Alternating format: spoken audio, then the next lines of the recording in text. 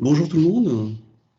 Bon, mais on va démarrer notre événement donc sur cette journée professionnelle du Club Urbain EA. Alors, oui, en fait, j'ai repris le terme de journée professionnelle, puisqu'en fait, de façon classique, on clôture l'année d'activité du club par ce qu'on appelle une journée professionnelle qui, effectivement, habituellement se déroule sur toute la journée, avec un ensemble d'échanges dans la matinée, et on consacre plutôt l'après-midi à partager les travaux des projets qui ont été menés dans l'année par l'association du Club Urbain EA. Alors, c'est une journée dont la préparation a été un petit peu agitée. À la fin de l'été, on pensait encore justement pouvoir organiser en présentiel, avec plutôt, disons, on avait quand même envisagé un mélange de présentiel et de distanciel. On a ensuite imaginé d'autres formules où les intervenants auraient été rassemblés avec les distances nécessaires, mais filmés, donc une forme d'un peu de streaming. Et puis, bah, vu le contexte, donc on a dû revenir à un webinaire un petit peu plus classique. Voilà. Bah, cela étant, on espère bien évidemment que ces modes de retrouvailles, d'intervention changeront aussi vite que possible. Mais là, bien évidemment, il fallait qu'on s'adapte à la situation sanitaire. Alors, pour vous présenter le programme de cette matinée, on n'a pas envisagé quand même de faire une journée professionnelle matin et après-midi en webinaire, ça aurait été un peu difficile. Donc on va avoir beaucoup de choses à partager ce matin. En fait, après bon, l'introduction rapide que je vais faire, avec un petit regard, on va dire, sur ce qui s'est passé en 2020 pour le Club Urbain EA, le groupement des Mousquetaires va intervenir.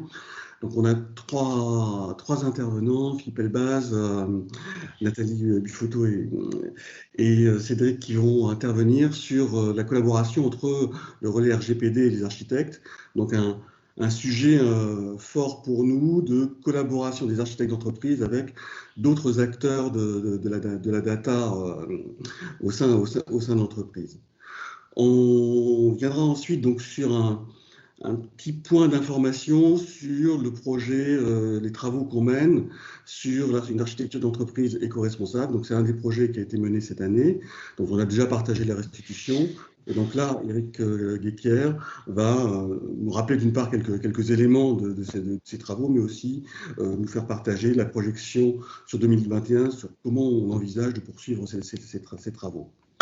Ça permettra d'enchaîner donc sur un premier partage de perspectives pour 2021, qu'on commence à préparer bien évidemment pour l'ensemble de l'association, et surtout de partager avec vous un questionnement sur quelles sont vos attentes en termes de sujets à traiter sur 2021, au-delà des premières perspectives qui commencent un petit peu à baliser la prochaine année.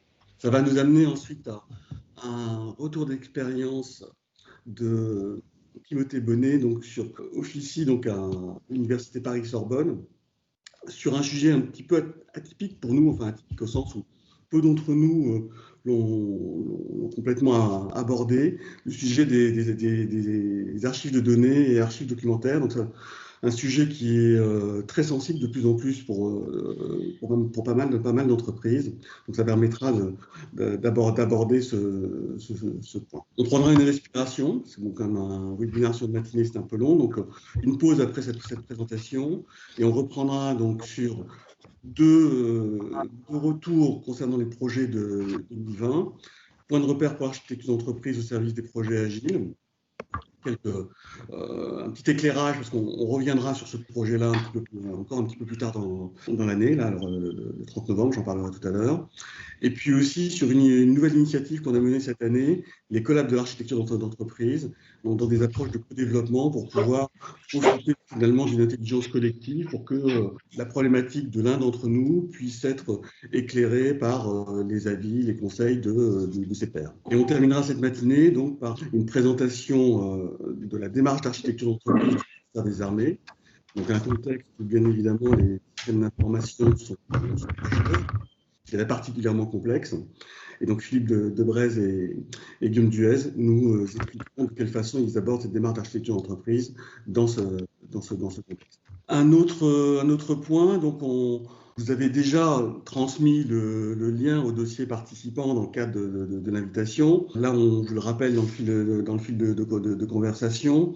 Donc, vous pouvez accéder à ces ressources. D'une part, retrouver le programme détaillé et les horaires, les biographies des intervenants, aussi la feuille des évaluations, le lien vers la feuille d'évaluation du webinaire. Donc, en fin de session, il nous est précieux que vous remplissiez cette feuille d'évaluation pour qu'on puisse avoir vos avis.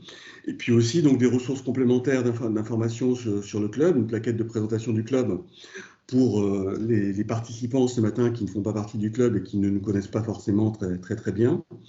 Et puis bien évidemment, comme on fonctionne par année civile, on se projette donc sur cette année 2021 maintenant toute proche, et donc vous pouvez retrouver le formulaire d'adhésion à télécharger pour ceux qui le souhaitent. Et puis une dernière ressource dans ce dossier, c'est le manifeste pour une architecture d'entreprise éco-responsable. Donc tout à l'heure, Eric nous en parlera, mais vous pouvez donc bien évidemment le télécharger à partir de ce dossier participant. Un petit coup d'œil sur 2020. Donc effectivement, une année qui a été perturbée très fortement pour tous, pour chacun d'entre nous. Certains ont pu d'ailleurs, bien évidemment, et on pense à eux, en souffrir malheureusement, soit personnellement, soit dans leurs proches. Pour le club, ça a dû être une année où on a dû se réinventer en termes de mode de fonctionnement, puisque jusqu'alors, le club fonctionnait quand même essentiellement, je dirais, dans un mode de réunion présentielle, à la fois pour ses projets et pour ses événements. Et donc, le confinement à partir du 16 mars de cette année nous a demandé de revoir complètement nos pratiques. Donc, on a pu mener un événement en présentiel dans cette année 2020. C'est la journée professionnelle de fin janvier 2020 qui était le lancement de nos actions. Et le premier mardi de l'Urba-EA qui était prévu début mars, il était déjà souhaitable de ne pas le tenir en présentiel, donc on l'a décalé. Et puis on a enchaîné tout un ensemble d'actions en distanciel, une quinzaine d'événements webinaires, 5 projets chantiers en groupe de travail animés en distanciel. Donc c'est sûr que Teams, Klaxoon et Google Forms ont été beaucoup à l'honneur cette année pour le club et dans d'autres contextes. Très rapidement, un petit coup d'œil quand même pour vous rappeler ou vous donner une idée pour ceux qui n'y ont pas participé à ce qui s'est mené pendant cette année. Donc une première journée effectivement présentielle, comme je le disais, et puis derrière, donc, on a abordé tout un ensemble de sujets. D'une part, la trame des activités de l'architecture d'entreprise. On a aussi échangé sur nos pratiques d'architecture dans ce contexte de gestion de crise. On est revenu sur la question de l'adaptation de l'architecture d'entreprise au contexte agile et notamment dans le contexte d'agile à l'échelle. On a aussi abordé les sujets de migration dans le cloud, d'utilisation et d'identification de gestion des parcs applicatifs en SaaS. On a parlé aussi donc, du RGPD 2 ans après sa mise en œuvre, à peu près donc, quasiment à la date anniversaire. On va y revenir ce matin sous une autre forme. Et puis on a aussi donc mis en œuvre toute une semaine de l'Urba-EA avec un rendez-vous en tout début de matinée pendant toute une semaine sur chacun des projets de l'année. Donc à la fois donc, le projet repère pour l'architecture d'entreprise au service des projets agiles, le projet diversité des approches vis-à-vis de la data, l'initiative de collab dont on va parler ce matin, le guideline pour l'architecture d'entreprise éco-responsable et le cadrage de la révision de la trame des activités d'architecture, donc qui est un projet de fond qu'on va lancer l'an prochain, mais sur lequel on a souhaité déjà travailler sur son cadrage et sur les révisions à apporter à cet outil finalement méthodologique dans nos pratiques. Et puis donc sur la deuxième partie de l'année, on a parlé de collaboration entre les architectes et acteurs de la data. C'est un point que les 3 représentants du groupement des mousquetaires vont aborder ce matin sous l'angle de la RGPD. On a aussi parlé de démarches d'architecture. Les démarches d'architecture d'entreprise d'hier ne produiront pas les solutions de demain au sens d'approche de continuous architecture. Et puis ce matin, cette journée pro, et on aura un tout dernier rendez-vous en fait de présentation des livrables des projets divers et des approches vis-à-vis de la data et de présentation du projet point de repère pour l'architecture d'entreprise au service des projets agiles, le lundi 30 novembre après-midi. Voilà pour ce coup d'œil.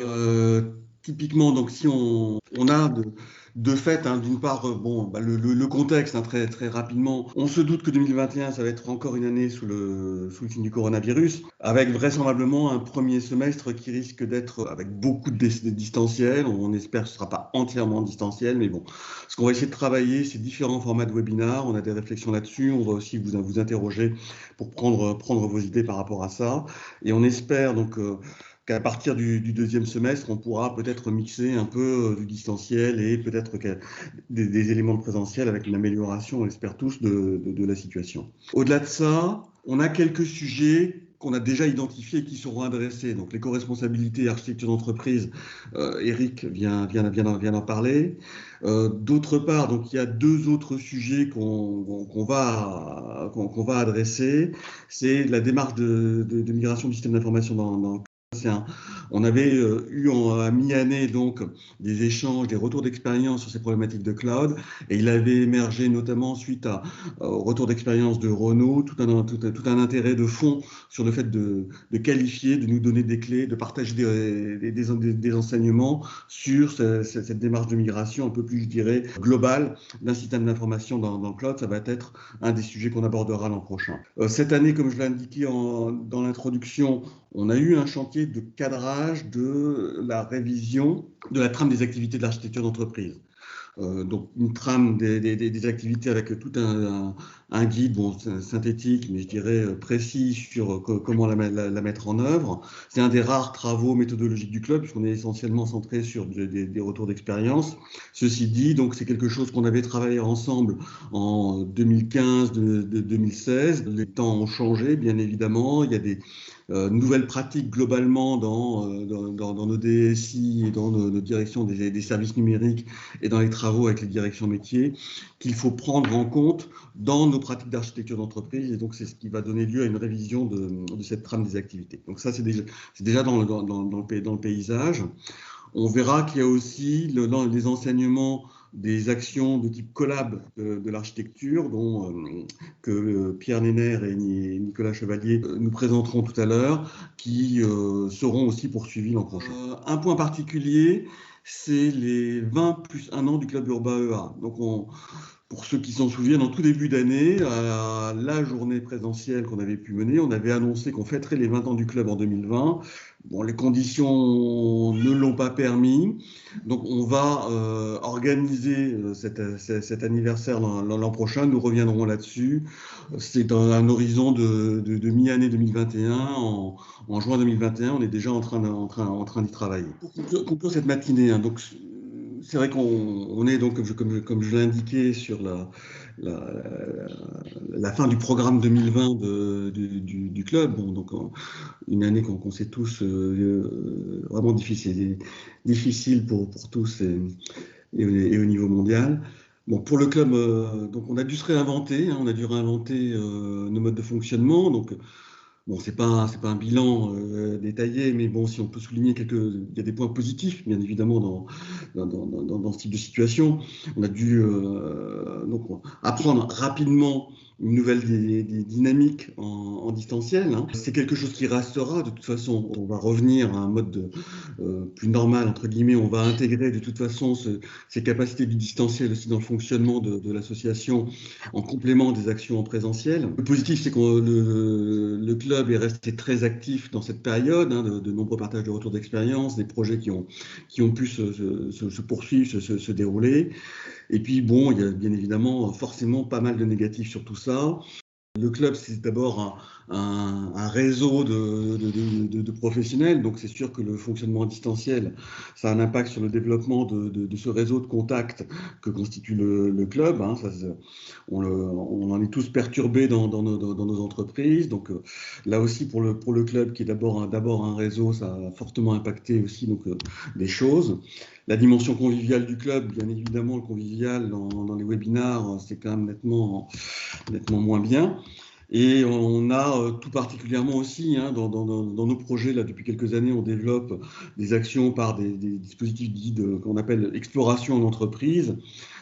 Typiquement, ces explorations en entreprise, on peut pas vraiment les faire en webinar. On aura quand même donc un dernier rendez-vous cette année, donc le lundi 30 novembre en début d'après-midi, donc présentation des livrables des deux projets, diversité des approches sur la data, et comme l'indiquait Nicolas Chevalier, sur les points de repère pour l'architecture d'entreprise au service des projets agiles, pour en avoir un retour plus détaillé que celui qu'on a eu ce matin.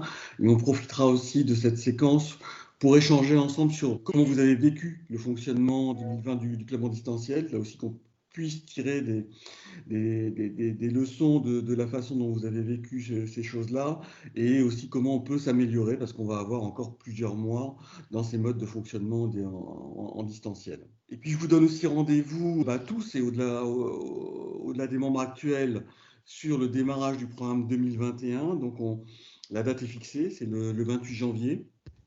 Donc mettez ça dans vos tablettes, s'il vous plaît. On communiquera bien évidemment là-dessus très prochainement, et on compte vous retrouver pour les membres actuels du club. On compte aussi pour ceux qui ne sont pas membres du club et qui sont là ce matin, avec vous rejoigniez l'association.